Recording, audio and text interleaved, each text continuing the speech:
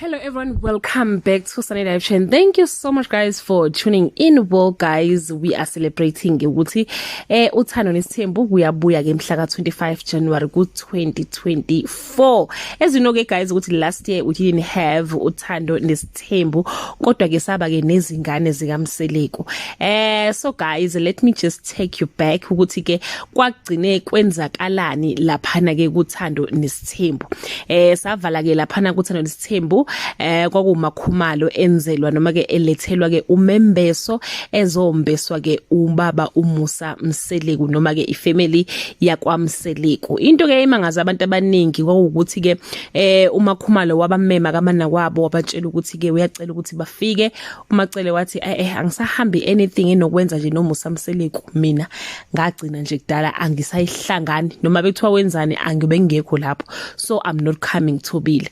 Mayeni wathi nje cha angihlangani njalo nibesanani manibesana mina angingene.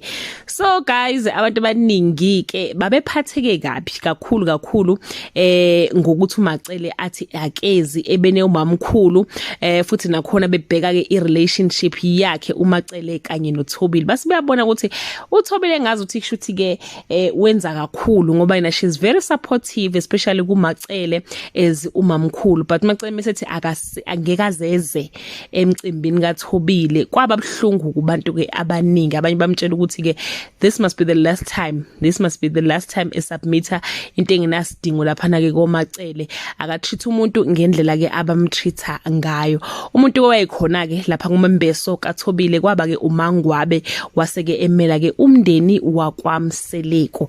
Asiyazi guys icontent entsha ke abazoza nayo, but I'm thinking kungenze ukuthi uThobile uzoshada because sagcina ke kade kuhambiswe umembeso wakhe, so possibility uThobile might get married or useshadile vele ukuthi nje sina sazi, but I don't think so. I think ngabe nginayo iklunyana, but ke I think uThobile angashada noma uMangwabe angahambiselwa ke umembeso. Ngiyakhumbula ukuthi ke wagcina ke uMangwabe engahambiselwanga ke umembeso, so I'm thinking ukuthi uqhubeka ke kwayo ke uthando nesithembu kungaqhubeka kuleyo picture. Okunye ngicabanga ukuthi bangasivezela khona ilezi bezenzela laphana ke ku izingane zesithembu njengoba nazi ukuthi umpumelelo unesithembu sakhe naye seyintombi ezinezingane esanda kuthola abantwana ke nazo, so I think they might feature that. And yeah guys, I think enye into futhi mhlawumbe singayibona mhlawumbe umnini, I don't know, because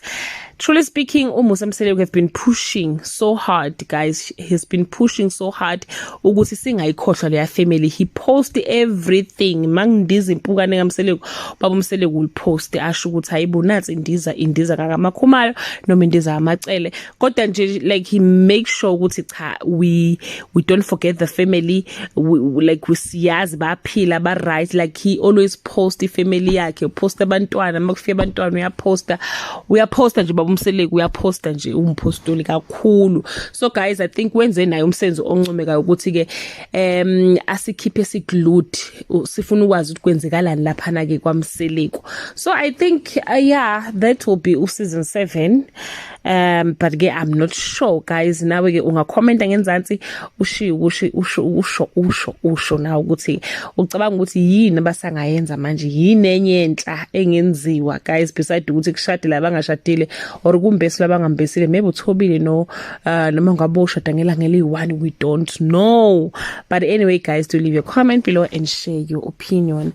Bye.